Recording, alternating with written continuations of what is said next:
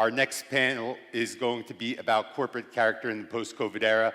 We've talked a lot about the post-COVID era. We've talked a lot about what COVID did, the way we consume communications, the way we consume digital content.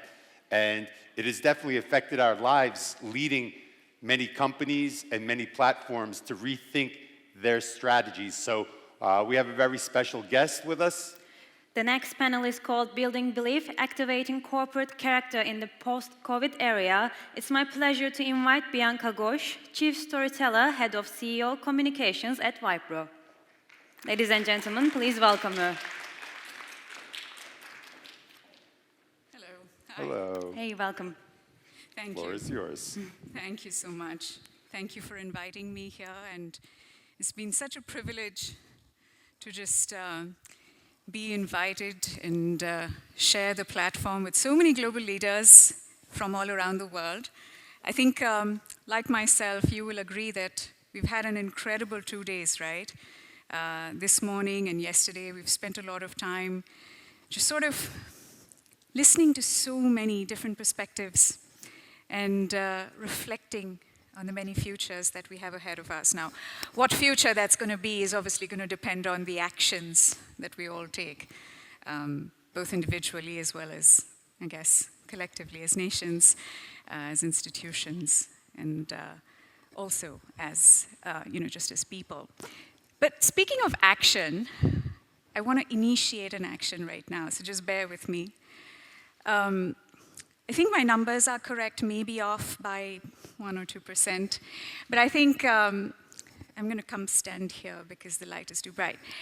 I think we've got about 90 male speakers at this summit and roughly about 30 women speakers, if I'm not wrong. Now that's a 3:1 ratio, which is still much better than most of the global conferences and summits like this that I've attended all around the world before COVID. So I'm going to appreciate the Directorate of Communications for taking their time to find those voices and having more representation up on the stage.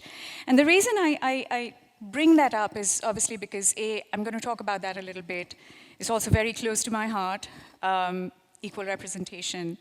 But I also believe that to be as successful as men, women need to be twice as qualified. They need to overcome twice as much bias, unconscious or conscious. And they need to overcome twice as much structural obstacles, whether it is in society or at home. And so, do they deserve twice as much appreciation? I would hope so. So I'm going to humbly request that we take a moment to acknowledge that change. Because every one of you that's sitting in the audience today, every one of the women here, represent the change that's underway right now in the world. They represent the future, right? They represent modern thinking. They represent everything that is changing. And the speakers that you've seen between yesterday and today and those who will come after me, each of them are breaking ground in their own respective fields. So can I humbly request that we take a moment to just appreciate and applaud them, the speakers, as well as each of you who are in the audience, as well as the wonderful staff that has been supporting us, whether it's the guest coordination team, whether it's the hospitality team. So a moment to applaud all the women in the room. Thank you. Thank you for indulging me. I think now more than ever, communications professionals, diplomacy professionals, we really need to look backwards at the processes and the products of the past. But also at the same time, we need to look ahead and prepare for the innovations and the technologies and the human challenges that will define our future. We got to be ambidextrous, right? On one hand, we have to be free-thinking entrepreneurs, right? On the other hand, we're going to have to be rigorous cost cutters. At the same time, we have to make objective trade-offs, and we have to imbibe everything with authenticity and empathy. It's not an easy job. And some of those trade-offs, I believe, today have become absolutely essential. They're non-negotiable. And I want to talk about one of those things in today's session. Now, yesterday, Simon Antold, he talked about the nation brand, right? And he talked about how brands are built, how they're rebuilt, how they're destroyed, how they're bolstered. And towards the end of his session, he talked a little bit about how countries today are not really just known for the good that they're doing for their own people, but also for everybody else and the planet. Because that's the only way that loyalty is built. That's the only way reputation and admiration is built. That's the only way reputation work is getting done. And that brings me to a couple of things. First is environmental, social, and corporate governance, or ESG, which today essentially is at the heart of every reputation work that's happening around the world. Now, in part, I believe that this shift towards ESG is also happening because of the pandemic. But I do believe that if we are in some way able to take away from that equation the COVID, we're still going to arrive at possibly the same result. Because some of these changing expectations are the result of intergovernmental, international, and national frameworks like the Sustainable Development Goals, or SDGs as they're known, frameworks like the Paris Agreement, for example, both of which are addressing two critical challenges that are facing humanity today: climate crisis and inequality. Now, these frameworks, they're tangible, and they are far-reaching, and they're causing massive changes, right? They're changing the way that public and private capital, they flow. They're changing how market interventions are catalyzed. They're changing how policies and programs are shaped. They're bringing to the fore many new business risks as well and challenges, and they're forcing companies and brands and nation brands, like many of you here represent, to rethink or move to a more stakeholder-oriented approach to corporate governance. And that's essentially the change that we're seeing at this point in time with brands across the globe, multinational companies like the one that I represent today, or the nation brands that some of you represent, because there's an increased expectation that brands are going to reduce their environmental impact and they're going to increase their social impact. And we're seeing this every single day, right? We know for a fact that consumers today want to buy from brands that are sustainable, right? I, for example, I'm always looking at the carbon footprint of the products that I choose today. If I'm at a hotel, I'm looking at the sustainable practices that the hotel possibly practices. People want to travel to countries where they know that sustainable travel practices are the norm. And so I think we have gotten to a point where we're really starting to see a dramatic shift in the way that reputation is built. Because we're at a point where the planet is warming more than 1.1 degrees Celsius, I think we have a now or never opportunity, or perhaps I should call it a necessity, to pivot to a more sustainable future, to pivot to a more sustainable narrative in all the communications and marketing and branding work that we do. And going into that future, I think many companies, many smart, forward-thinking companies, they've realized that. And they're utilizing this shift to really cement a very strong version of themselves in the market. I'll give you one example. So I work for a global technology company. It's a $10 billion technology company. It's that employs over 220,000 people around the world, operates in 66 countries. We're listed on the NYSE as well as on the Indian Index. Our chairperson is Indian, our CEO is French. And like the United Nations, this year, Wipro, the company that I represent, is celebrating its 75th anniversary. Now, beyond the things and the capabilities and the services that we're known for, right? Which is cloud, AI, and machine learning, automation, digital transformation, design thinking, etc.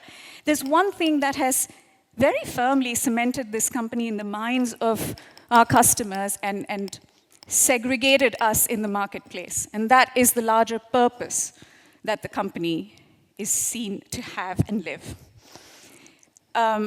67% economic interest of the company is irrevocably pledged or committed to a foundation that works with two of the biggest challenges that faces India at this point in time: primary education and healthcare. Now, if I were to simplify that math for you, what that arrangement looks like, simplistically speaking, for every dollar that this company makes, 67 cents goes back into the community.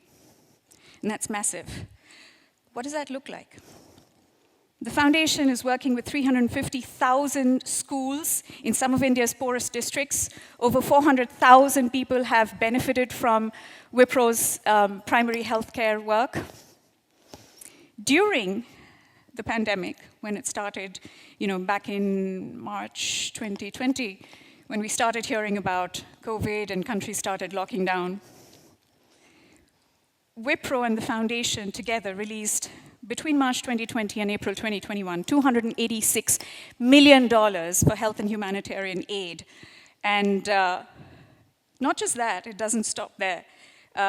We transformed a technology hub that we had in the Indian state of Maharashtra into a 450-bed COVID care hospital, which for a whole year, or a little bit more than that, has treated free of cost COVID patients working with the state government.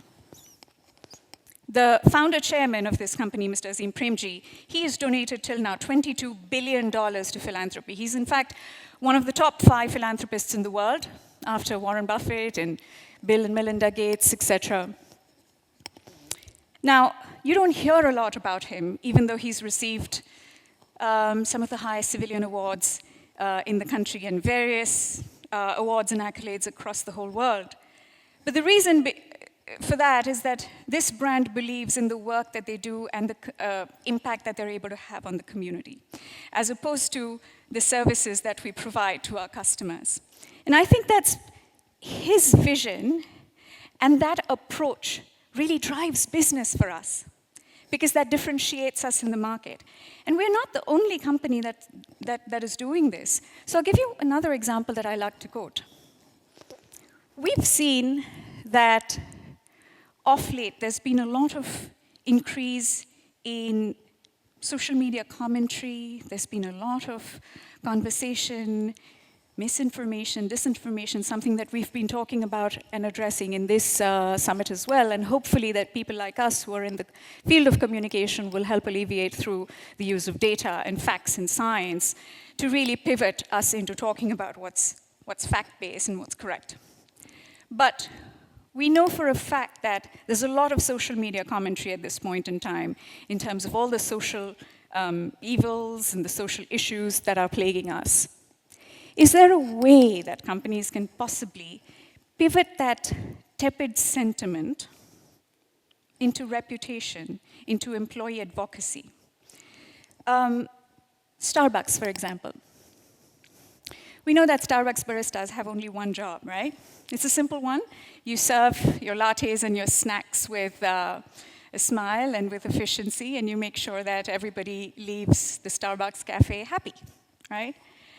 Now, in the wake of very many cases that have come to the fore of institutionalized racial injustice in the United States, the CEO of Starbucks, Howard Schultz, he gave the baristas one more job. He said that when you hand out your cappuccino or your latte, write on the cup, "Race Together," in an effort to have employees and customers think and talk about the racial issues that are burning, that are critical and current. And that is a great example of how you can actually use all the sentiment and all the tepid environment into thinking about what's happening in the world today. And there are other examples, right? So you have the social and environmental advocacy of companies, global companies like Timberland or Patagonia or Ben & Jerry's, for example, which essentially has become the brand appeal that draws us to these brands. And so I think I'm kind of sort of wrapping up here and trying to present my case to say that we've gotten to a point where reputation essentially focuses on not about how beautiful we are as a country or how advantageous it must be to work with the company, but it's really about how you take care of people and how you're walking the talk on your sustainable development goals and your ESG commitments and your net zero commitments.